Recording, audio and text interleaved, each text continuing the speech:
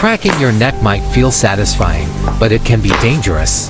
Most people twist too fast, too hard, and that pop. It's not always harmless. There are tiny arteries in your neck that feed your brain. One wrong movement can tear them, causing a stroke. Doctors have seen young, healthy people suddenly collapse after a neck crack gone wrong. If you feel the urge, stretch but skip the twist. Because sometimes, relief comes with a risk.